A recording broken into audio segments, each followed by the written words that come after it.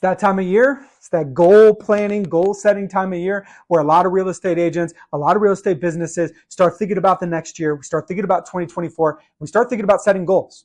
And if you're anything like me, you didn't quite hit the goals that you wanted to this year. And that can make setting goals for next year extremely hard and extremely challenging. Well, what I observed this year is that this year was a lot of surviving. This year was a lot of just getting by. And I'll challenge you guys to set a goal to thrive next year, not just to survive, but to thrive. And with that mindset, I think here is how you press forward with goals for next year. First of all, you need to have an idea of what does thriving look like for you next year. Not just surviving, but what's a dollar amount? What's money that you would make next year that you'd be happy with? Next year might not be your best year ever, right? But what's an amount of money you can make next year that you'd be happy with? What's the lowest amount of money that you wouldn't just survive, but you'd be happy with, right? Now, figure out how much money do you make on average per closing? That way you can figure out how many closings that you need in order to hit that money made, right? Here's how many closings you need to get, right? Now that you have that target for next year, what I want you to do is look at what happened this year. Look at your context for this year. How many closings did you have? Where did those closings come from? As you build your plan, your goal is to bridge the gap between what happened this year and where you want to go next year. Maybe for you, what you did this year is thriving for next year, and you just have to repeat the same plan. Maybe for you, there's a significant gap.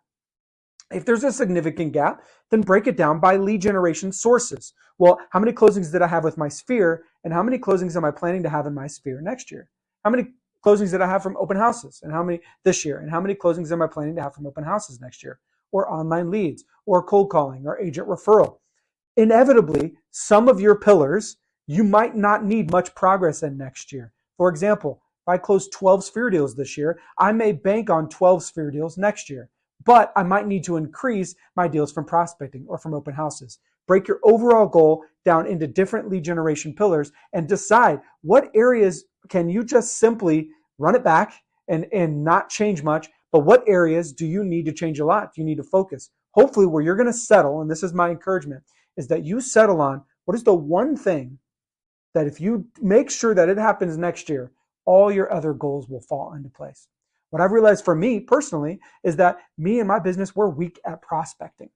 And so if I can really ensure that I hit my goal in prospecting closings next year, then I trust that closings from online leads and agent referral and sphere will fall into place and I'll hit my overall number.